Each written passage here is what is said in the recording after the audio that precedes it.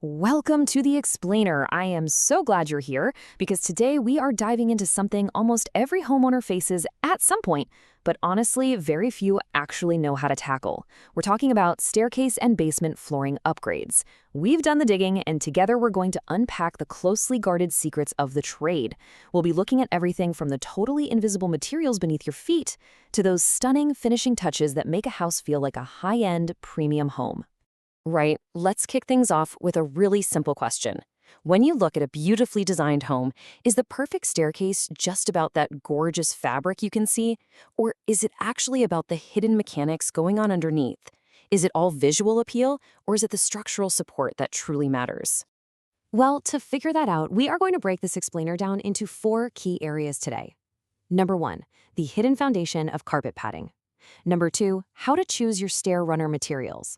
Number 3, we'll compare professional versus DIY installation. And finally, number 4, calculating your total costs so you know exactly what to expect.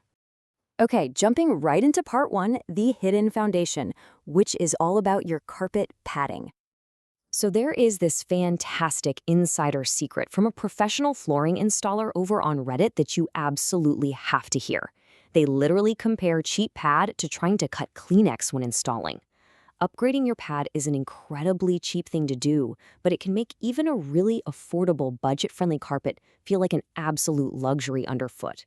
On the flip side, a cheap pad is just a total nightmare for installers. It tears easily, balls up, and honestly, it compromises your whole project.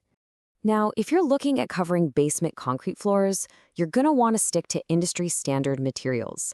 Things like Rebond or a high-density memory foam are highly recommended by the pros. Brands like Legend & Platt and Shaw make some fantastic options in this space. As a general rule of thumb, you want to look for an 8-pound density foam that includes a built-in moisture barrier. That's absolutely crucial to protect your floors from everyday spills or that classic concrete dampness.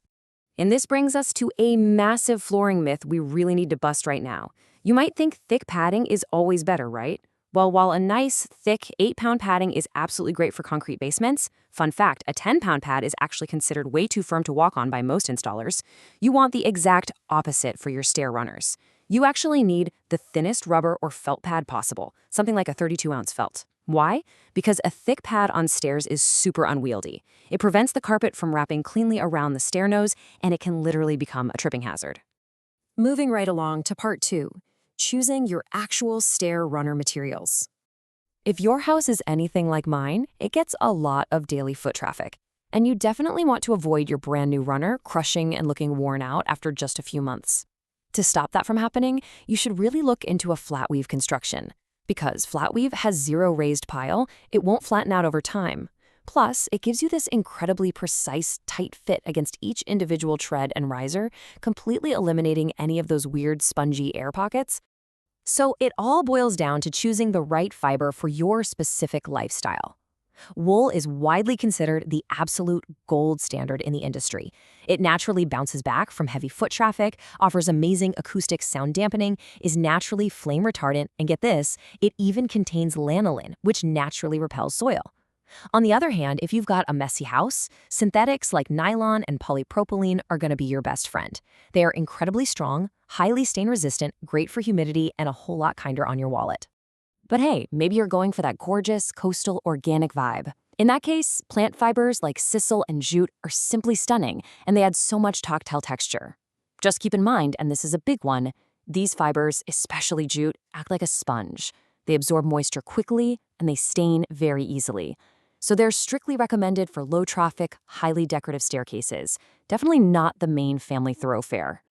All right, you've got your foundation and your materials. Let's hit part 3, installation. Are we going professional or DIY? For the hardcore DIY enthusiasts out there who are completely terrified of permanently dirty carpets, there is this brilliant hack floating around design blogs right now. You basically measure your stairs and buy individual machine-washable 2x3 area rugs. Think brands like Ruggable. Then, you secure these individual rugs directly to the treads using decorative metal stair rods. It looks incredibly chic, and the best part? If your dog decides to use a step as a bathroom, you just unclip that single rug and toss it right into the washing machine. Genius, right? Now, if you decide to skip the DIY route and bring in a pro, you've got 2 main installation styles to choose from. First is the standard waterfall installation. This is where the carpet drops straight down from the edge of the stair to the next step. It's clean, efficient, and very common.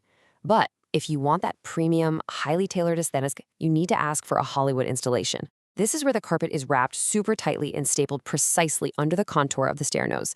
It definitely takes more time and material, but wow, the final result is breathtaking. Which leads us perfectly into our final section, Part 4, Calculating Your Total Costs. Look, the actual physical shape of your staircase is a massive factor in dictating your labor costs. A standard, straight staircase is pretty straightforward, usually running anywhere from about $480 up to $1,600 for a typical flight. But the second you introduce a U-shape, an L-shape, or sweeping curves, your installer has to make significantly more custom cuts and edge bindings. Got a spiral staircase? You can easily expect to double those labor costs, pushing well over $3,000 just for the install. And beyond the shape of the stairs, your material choice is the other heavy hitter for your final bill. Budget-friendly synthetics are great for keeping your total project cost relatively low. But if you're stepping up to a premium natural wool runner, that can easily push your installed price toward the $3,000 mark.